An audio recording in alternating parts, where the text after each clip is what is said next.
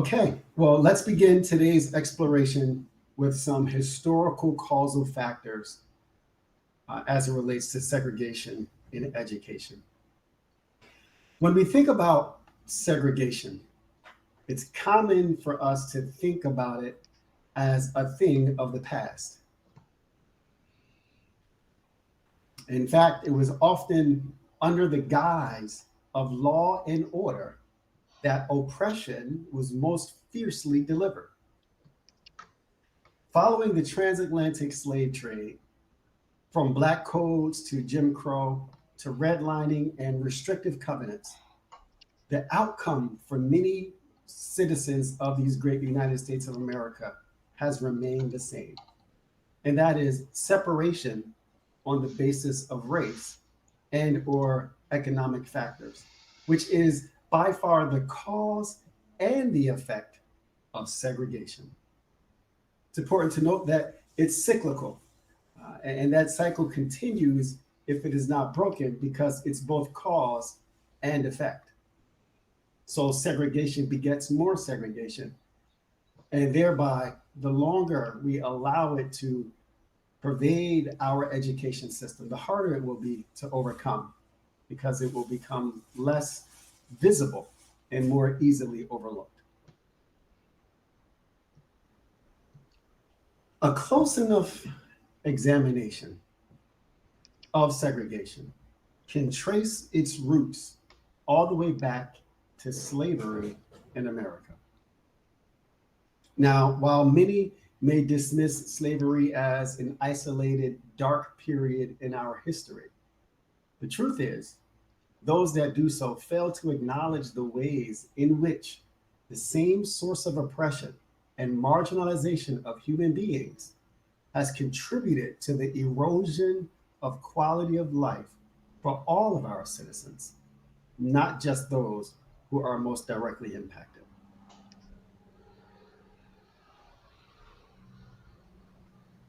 In fact, it can be argued that slavery begat segregation. When you think about it, the enslavement of human beings was accompanied by restrictions of every kind. Slavery restricted access for many Americans, the enslaved. It restricted opportunities to those who are enslaved. And it restricted, of course, the freedoms that later would be determined to be a human right. As segregation took form in the United States, these same restrictions were upheld and remained securely intact.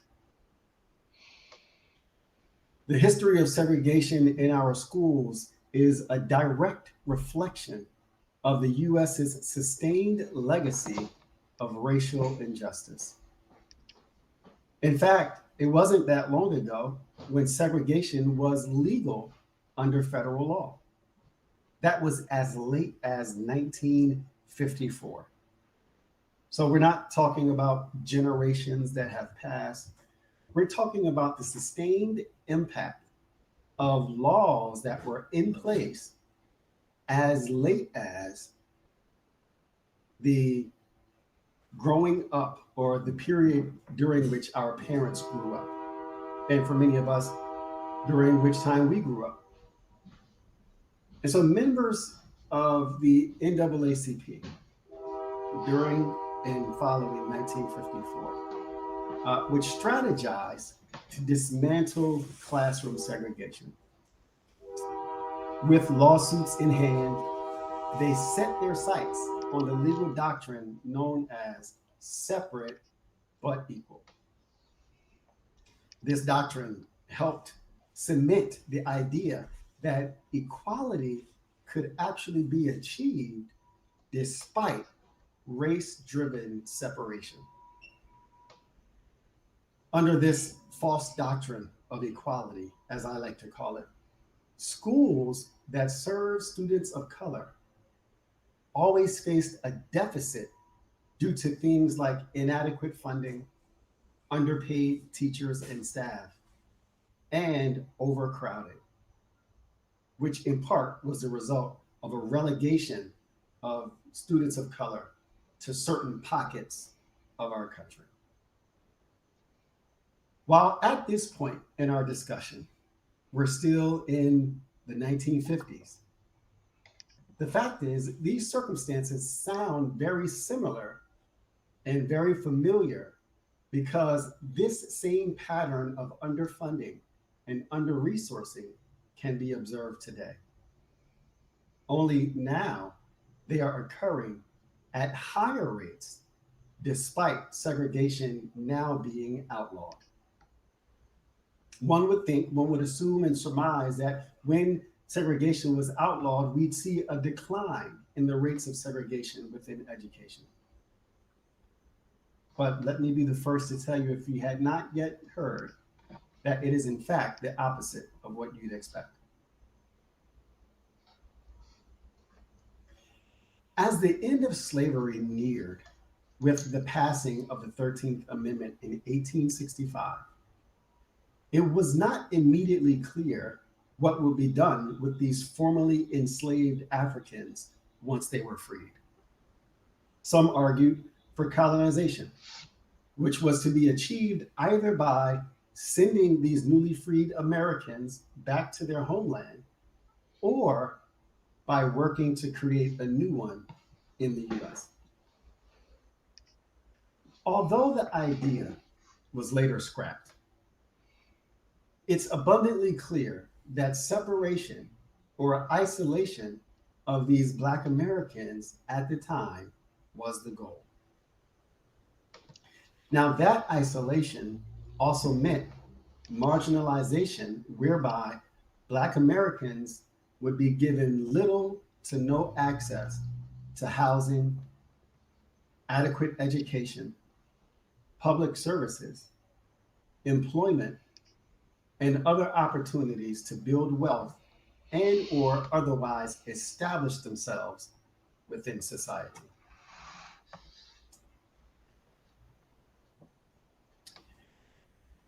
One of the earliest forms of segregation can be observed in what is known as the Black Codes.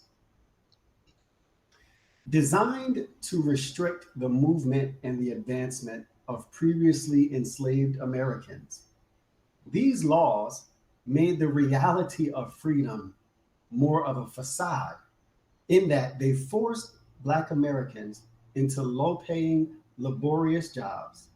And if they refused to annually participate in this relegation to labor work, they would face arrest and the exploitation of unpaid labor.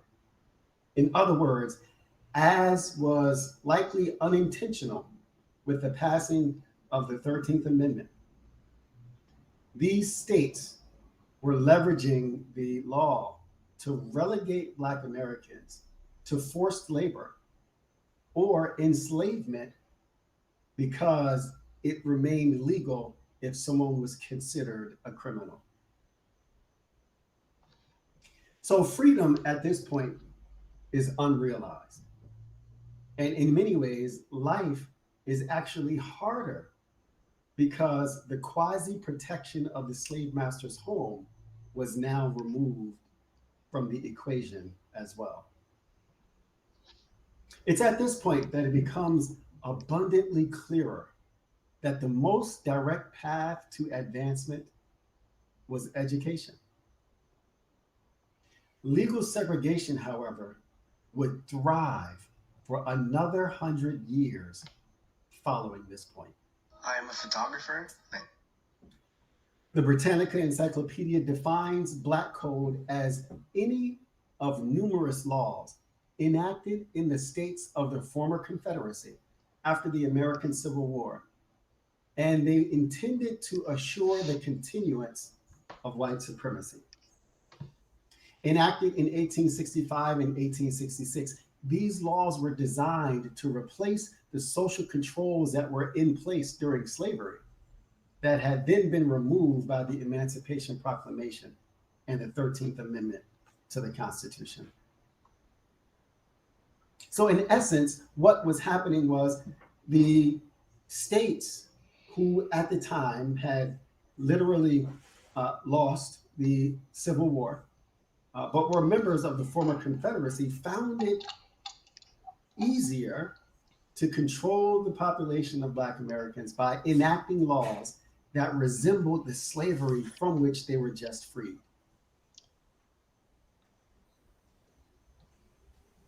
But it would appear that some relief had finally arrived. In 1954, the Supreme Court deemed it unconstitutional to segregate students on the basis of race. In fact, on May 17, 1954, the court ruled unanimously that separate education facilities are inherently unequal, thereby making racial segregation in public schools a violation of the Equal Protection Clause of the 14th Amendment of the US Constitution. This, of course, derides the idea that separate but equal was ever a viable solution to begin with. It derides the idea that equality could be achieved separately when that very separation is what leads to inequities in funding, resources, and quality of education. The landmark case, Brown versus Board of Education, effectively demonstrated that existing segregation practices violated the US Constitution. The disparities that resulted from segregation could no longer be attributed to ability or the lack thereof. It would seem that the nation had finally begun to acknowledge that repairs to our education system were needed if we were truly to achieve justice for all. But since that time, since the time of Brown versus Board, rather than a decline, we have actually begun to see sharp increases in the rates of segregation in public schools across the country. We have essentially moved from a period of desegregation to one of resegregation. In 1991, a Supreme Court decision cleared the way for school districts and local courts to strip down desegregation plans and the gains that had been amassed. Then, between 2009 and 2017, the federal government put significant pressure on states to expand charter schools, which, if evaluated closely enough, would be seen as the most segregated among all public schools.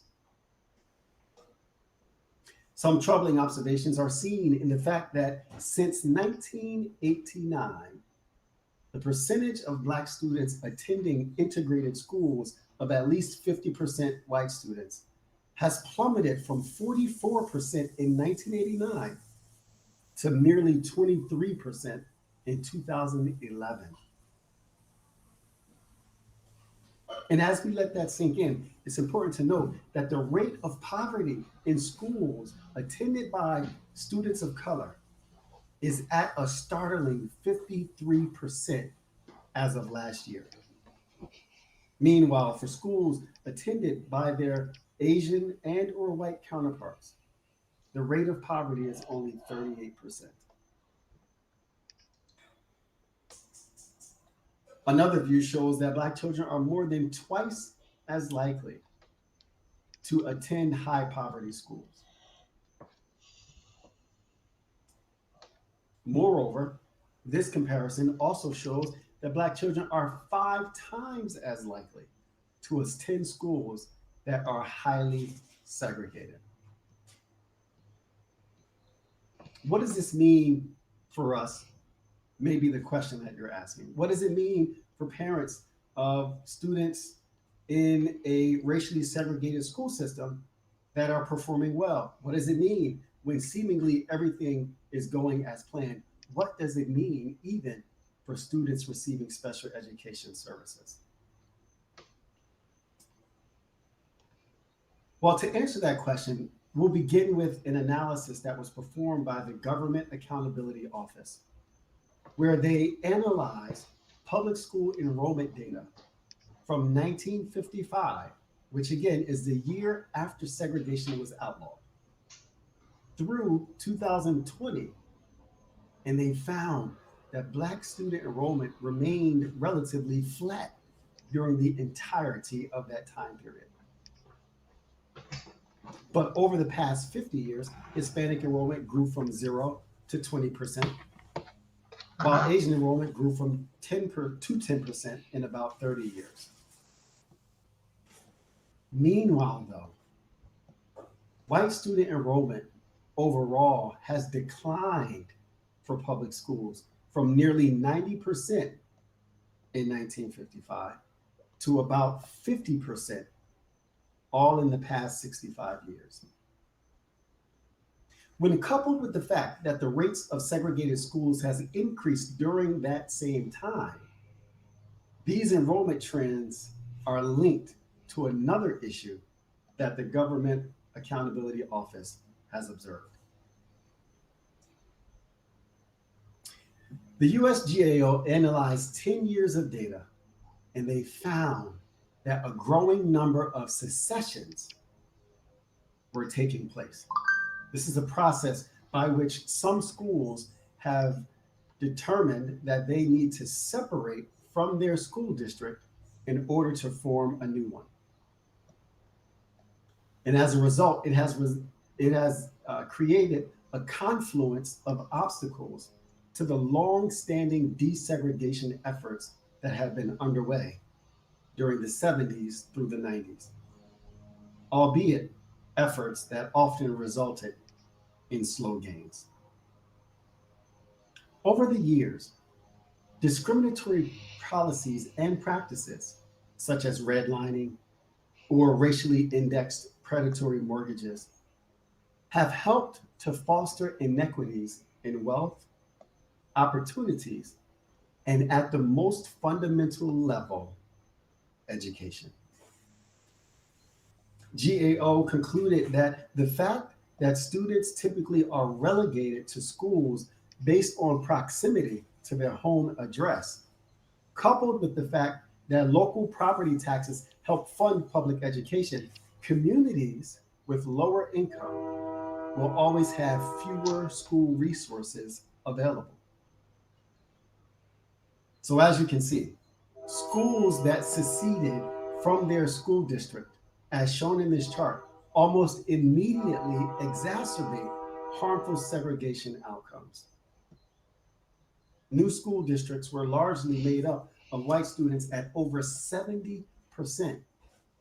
Meanwhile, the school districts that remained following the secession of these new schools remained consistently at only 25%. On the contrary, for Black students, for instance, they made up only 13% of the population or the student body in schools that seceded, but nearly 60% of those that remained in often underfunded or under-resourced school districts. So when you take this from a more broad approach, a broader vantage point, it's clear to see how this opportunity gap feeds directly into the wealth gap that erodes life for so many people in our society today. When such obstacles exist for generations on end and are and we fail to eradicate them, but instead put structures in place to support them, it leads to a gap so wide that it became nearly impossible to merely play catch up. Today, when we index this data by race, we can see that nearly 50% of white public school students attend schools where more than 75% of the student body is comprised of their own race or ethnicity. That number, when compared to the dismal figures for non-white groups, is a clear indicator for how inequity in funding and resources continues to broaden the achievement gap in schools. It's important to call out the fact that this broadening achievement gap directly impacts wages, the potential for wealth, and economic mobility for all.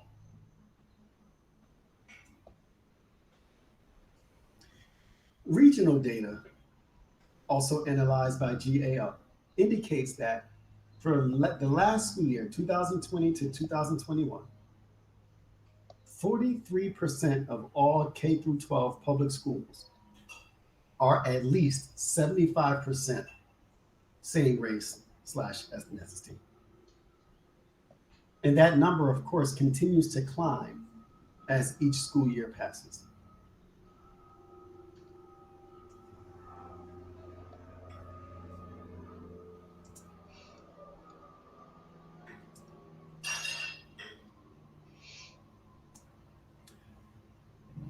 That leads to the next point, that a staggering 18.5 million students attended schools last year that were predominantly of a single race. 18.5 million students. A timeline of the development of special education programming in the US shows a direct correlation with that of the struggle for integration in schools. For example, autism was first introduced in 1943. And that was at a time when public education was not even yet sufficiently available for non-white students.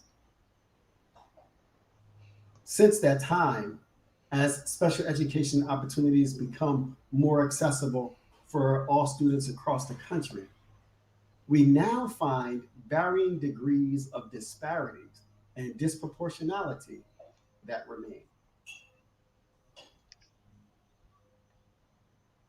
In a study performed by Education Next, special education identification was analyzed, since it is a potential driver of the racial gap for students as adults.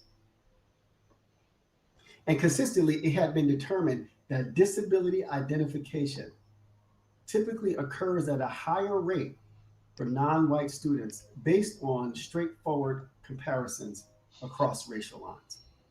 Now, taken in isolation, that would indicate that there's a problem where disability identification or classification is occurring too high or at too high of a rate in school districts that are primarily comprised of students of color.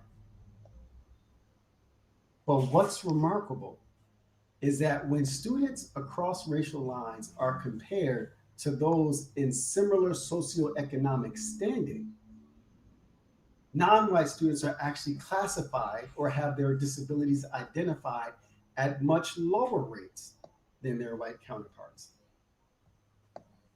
So Education Next asks the question, is disproportionality as it is measured or understood today the real problem?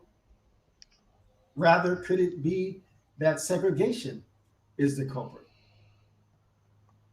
Well, they concluded that from their analysis of fourth grade performance and enrollment and promotion rates, that the disability rate among Black students is actually 13% lower than it would have been if they were identified at the same rate as their counterparts who are in similar economic and health circumstances.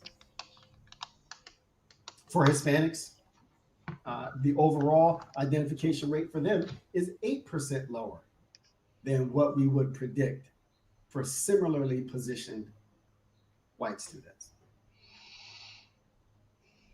These gaps, of course, play out in different ways based on the racial composition of the school.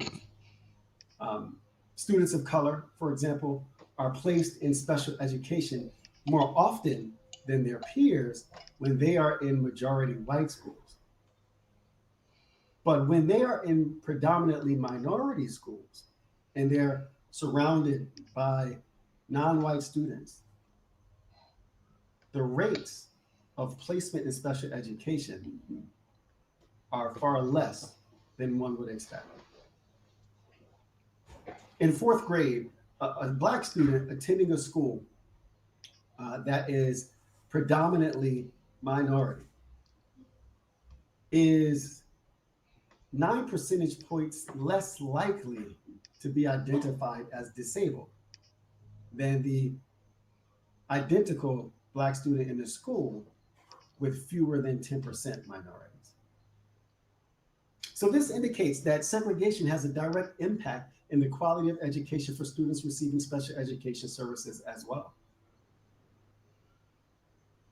Segregation often results in schools with high rates of poverty being unable to provide services that are required by student IEPs.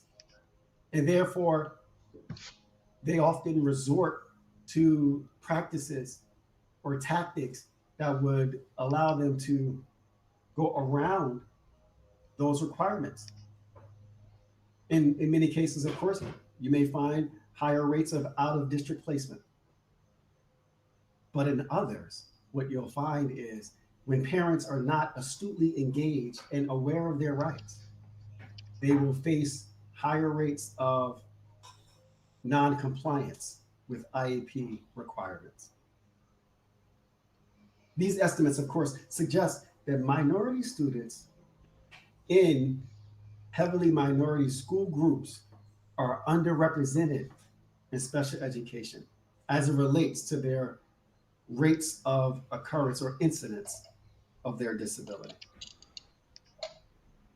Now, while the public debate has been fixated on the harmful effects of having too many students of color being identified as requiring special education, the results demonstrated by Education Next research and analysis indicates that, in fact, too few students of color are being provided the educational services that they need in order to thrive.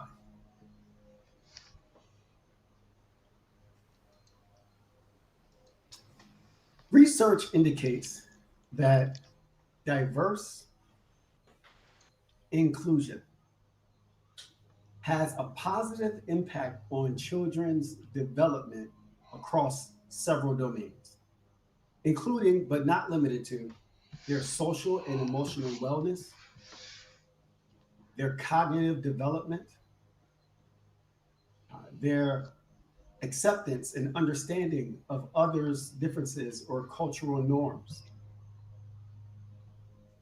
And so when children are exposed to diversity at a young age and then are enabled to increase their awareness or understanding of differing perspectives and diverse cultures, they are better positioned to both perform as well as to thrive in a diverse society. Of course, inclusion can help to encourage greater acceptance of other people and help prepare students to navigate or succeed in a world filled with diversity. But what's more is that diverse classrooms, both racially and economically, help bridge the achievement gap. It helps to stimulate cognitive and social development for every child in the classroom, not just those who are non-white. When a classroom is economically integrated, children with both lower and higher socioeconomic statuses actually gain greater language skills. Research also shows that school-age children are found to have that when children are in integrated and diverse settings, they will show growth in test scores. And they're also more likely to enroll in college or secondary education, um, and are found to be more creative and innovative. So, as you can see, diverse educational settings have many benefits for every student therein. And those benefits range from societal and social development, but also impact positively the economy at large. Students show, or studies show, that children in integrated classrooms are better prepared to be global citizens to succeed in a global economy and have better and more access to resources that are likely to earn them more money as they grow into adult life. So, to effectively address segregation, advocates are now recommending that matters be taken to court. They're saying that taking matters to court appears to be the most effective means to truly push the dial forward for desegregation efforts. Today, there are in fact several lawsuits across the country that argue that the quality of schools and disparity thereof are in direct violation of state constitutions. Prior cases, of course, had been taken to the federal courts, but they resulted in surprising outcomes and pervasive roadblocks thereafter. So now advocates are turning their focus to state courts because of these roadblocks. One such case came by way of a Supreme Court decision in 1973, where the Supreme Court ruled that unequal school funding was not a violation of the US Constitution, which itself does not even mention education. But 2 years ago, a federal judge in Michigan ruled that access to literacy was also not a fundamental federal right for students in Detroit, a widely known troubled school system. But when you look at the Constitution at the state level, most states' constitutions guarantee the right to adequate education. Therefore, advocates are recommending that we shift our focus to state courts in order to have the most immediate impact to push the dial toward desegregation before we broadly take the case to the federal courts.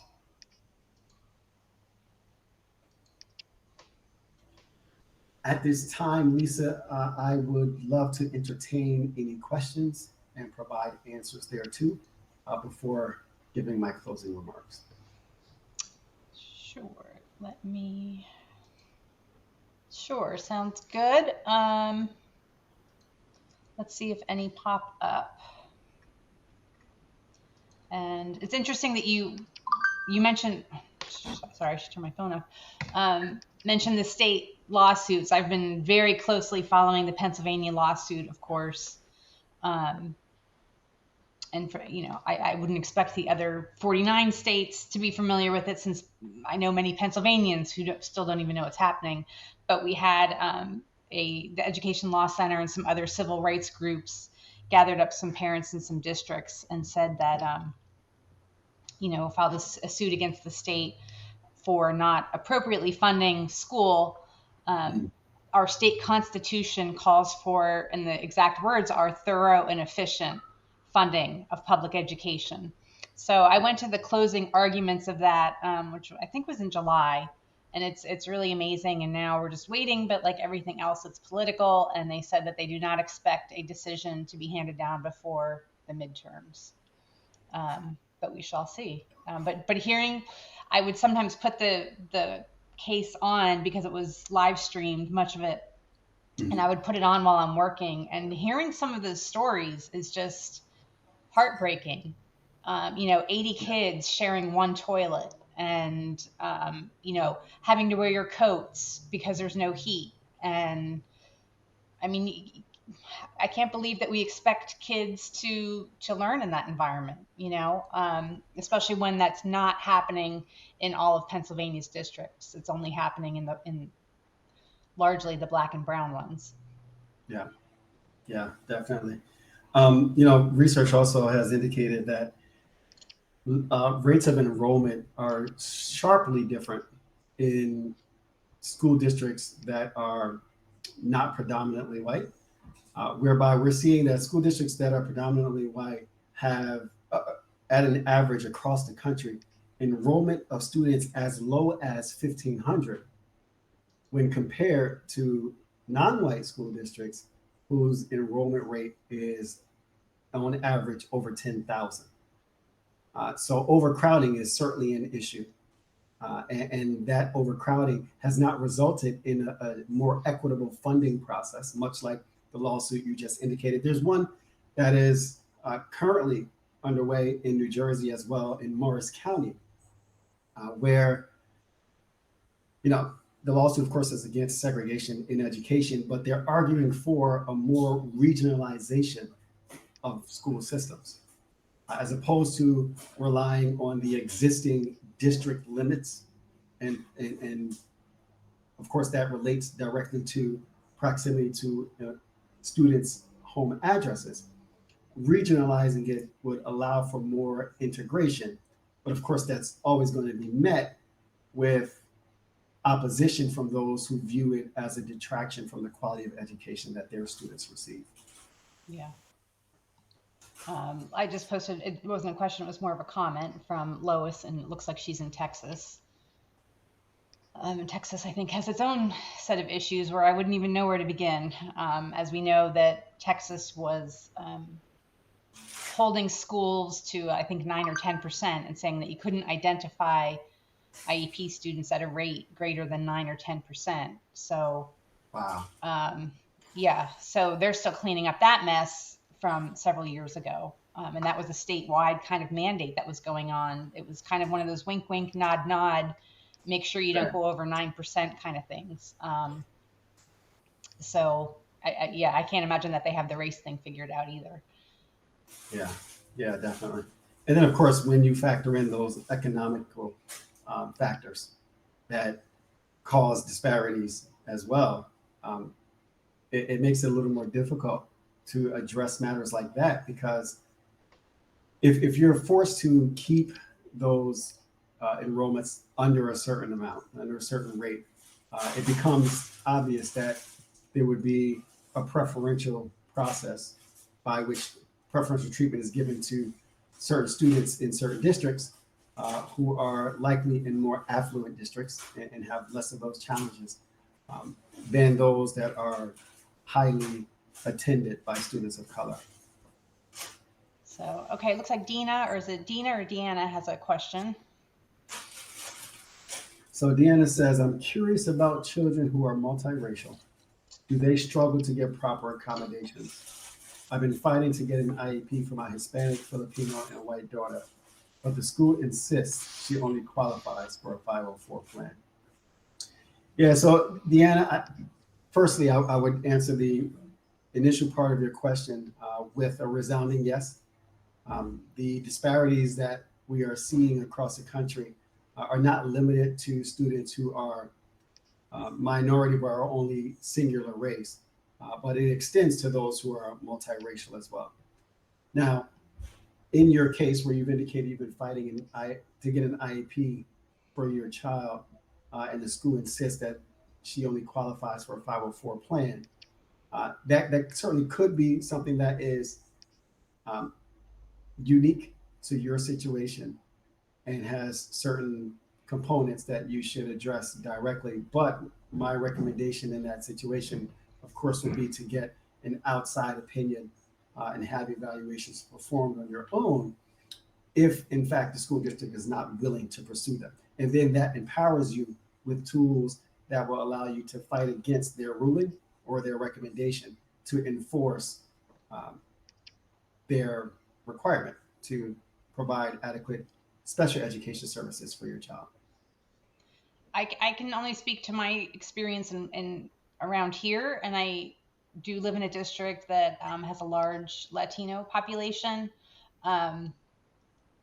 about a third. And I would say that the assumption is, and of course, wrong assumptions. The assumption is that the parent doesn't speak English, that if they do speak some English, that it's not very good. So why should I even explain this to you anyway? Because you're probably not going to understand it, even though IDEA says that all of this information needs to be presented to parents in a language that they can understand. Most schools don't go out of their way to do that. They will only do that when pressed by the parent or an advocate or an attorney. And then the other thinking is that I find, particularly with Hispanic and Latino families, is that, and this sounds, I can't even believe I have to say it out loud, but the thinking is like, oh, well, they came here from Mexico, so they're just happy for anything. And anything that they get here is better than what they would have gotten in Mexico. So they're just kind of happy to get whatever. And then, of course, if you do have an accent, or it is evident that English is not your first language, the assumption is that you are not here legally. And so we're not going to give you what you're entitled to or what your child is entitled to. And you're not going to do anything about it anyway, because you'll be afraid of getting deported. And I can just tell you that in my community, those are stereotypes and stigmas that are very prevalent. So yes, it exists, and it takes a lot of pushback. And I do live in a district where finally every single document and every single email comes in English and Spanish.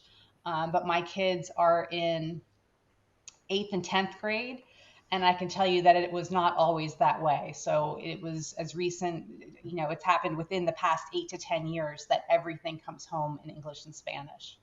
So that's a fairly new development, Yeah, I could definitely echo that sentiment with some of the feedback that we get from our local district. So, as one of the leaders of the Newark Special Education Parent Advisory Council, we often get feedback from parents, primarily those who do not have English as a first language, that they don't even get the IEP in their native tongue or in a language that they can understand.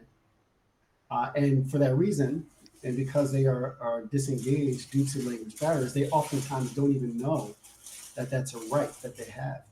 And so it gets sort of exploited by IEP team members or case study team members, child study team members, when having to provide those documents. And of course, they don't go out of their way to make sure that they are in compliance when doing so. Yeah. So Keisha, I will read Keisha since all of hers is not showing up. It says, these things are so frustrating. We don't have the luxury of time. Our kids are being affected daily. We moved to an area with a better district and still dealt with segregation issues. We ended up having to outsource and find another type of school, but we wasted so much time. What is the best way to organize parents and get the word out? I was being kept away from parents because they didn't want us talking to each other. Wow.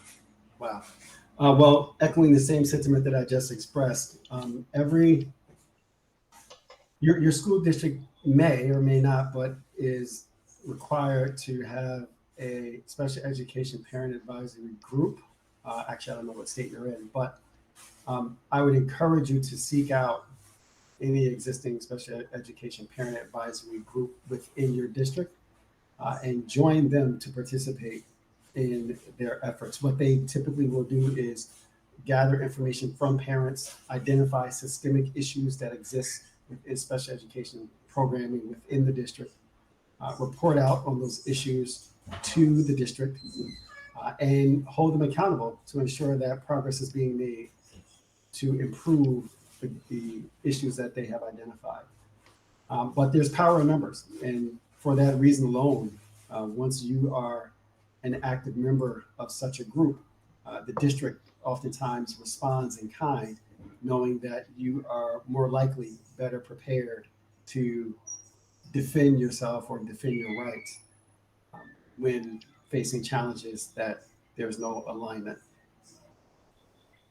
Yeah, I would say every state has a protection and advocacy agency for disabilities. I don't know about race. I don't think so. Um, but I know at least around here, the Pennsylvania NAACP is very active in education issues. Um, so those would be two kind of places to maybe start and say, hey, what's going on? Because a lot of times there are things going on. It's just that the group is so small and they don't necessarily have a large voice, so you may not know they exist, but they may exist, and they just need more numbers and more strength in numbers. Absolutely. Okay, so Rachel's questions. What should a school look like if it was perfectly diverse? Obviously, I know the reality of that isn't possible. You can't just pick up and relocate students, but trying to understand for contrast's sake. Yeah, so Rachel, that's a bit difficult to answer, primarily because of the regional differences that we may see across the country, whereby the neighboring districts might be made up of similar um, rates of diversity. And as a result, integration would require a broader approach. I can tell you that locally in New Jersey, one of the fights that exists today is trying to integrate by way of regionalizing school districts. So today, of course, school districts uh, limitations align with city boundaries. And as a result, you oftentimes are disallowed from attending a school outside of your home residence city. And therefore, consequently, in order to truly achieve integration in that type of scenario, would require an approach that creates regional districts, combining cities districts together and allowing exchange of students between them. But one of the other ways to truly achieve integration would require a broader approach, such that it addresses the exclusionary practices of mortgage lending and housing and all of those issues, such as the history of redlining, which have contributed to the segregation that we observe today in the first place. And that segregation, of course, plays out in the physical sense in that we have entire communities made up of single race or single ethnicity, as opposed to a more diverse makeup that you would observe when integration truly occurs. And Wendy is absolutely right. This is a very common challenge and obstacle that special education parent advisory groups face. And that is maintaining the control and oversight of these parent groups. These parent groups should, in fact, be run by parents, and parents, those leaders, in fact, should partner with the school district to ensure that progress is being made. But administratively, functionally, and operationally, certainly it should be run by parents to ensure and safeguard the interests of parents and make sure that it's not being overshadowed by governance of an entity that creates more of a conflict than anything else. Yeah, we have Pennsylvania had special ed 4 or 5 years before IDEA, and in fact, our 1971, 1972 laws are the laws that IDEA were built upon. So we have these things called, and I hate the name, it's called the Right to Education Local Task Force. I know, right? Interesting. Yeah, doesn't that sound so inviting? Like, don't you want to just go join that right now? Right. But it was 1971, so that's what they called it, and it's in a federal decree, so from the courts, so that's the name. Um, but anyway, I ran it for Chester County for several years, and I can tell you we're a very large county. We have almost 1 million people in my county, right? We're very densely populated. There's a lot of people here. So we have a lot of families to draw from.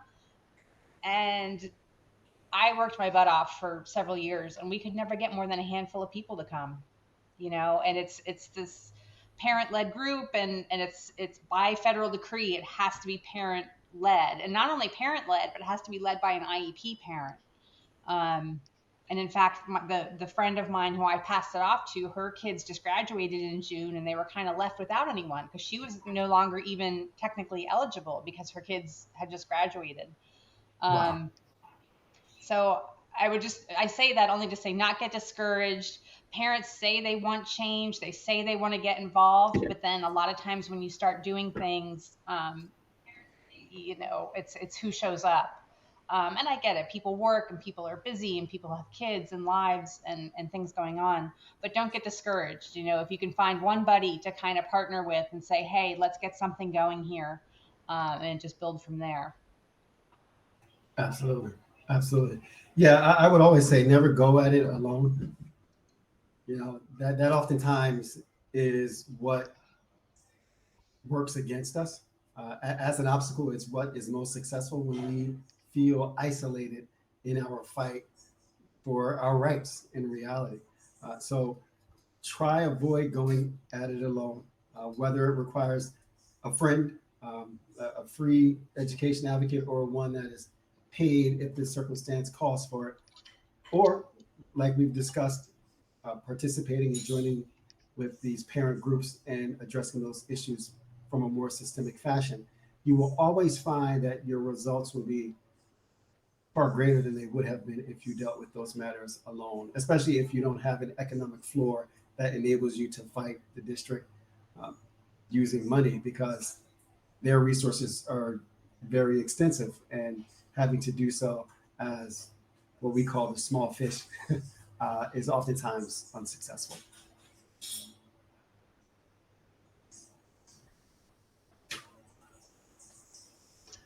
So Jay Posh says, being a Black woman, special education systems in some spaces are dominated by white folks who sometimes struggle with giving space to others. Yeah, Jay Posh, I would respond to that by saying that as human beings, we have this innate characteristic of self protection, and as a result, because we have this innate desire to protect ourselves, whenever something threatens or is viewed as a threat to the structures of soundness that we've developed for ourselves, there's generally going to be opposition. But that also goes back to the same point of not attempting to fight that fight on your own. You will face individuals who are reluctant to be accepting, and reluctant to share space with others. And that really is what allows supremacy to continue to dominate the land, but it's not impossible. And so I would encourage you to remain hopeful, remain courageous, definitely partner with others, and take the fight to them in a manner that is more effective at bringing about change. Going to school board meetings and voicing your grievances or concerns there in writing.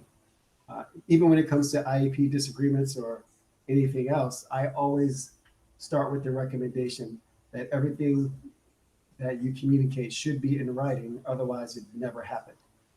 And that is something that you should carry with you in every area of combat or debate with the district. Whoops. Hold on, one last question, and after Bernie, and then we'll call it a day.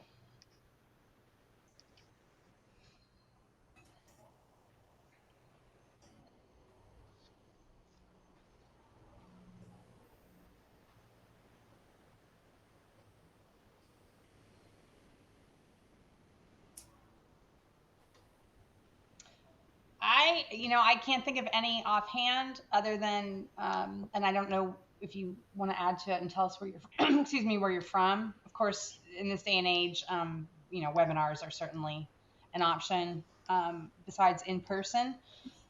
I would just say what I've been trying to do over the past 2+ years is letting those folks speak. So whatever type of inclusion you're looking for, like if it's about race, then I would have, Black folks come in and give that talk. If it's about disabilities, I would look for organizations that have, I do know of a speaker bureau.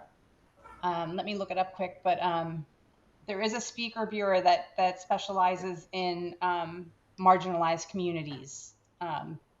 So neurodiverse, Black, Brown, gay, trans, anything that you're looking for.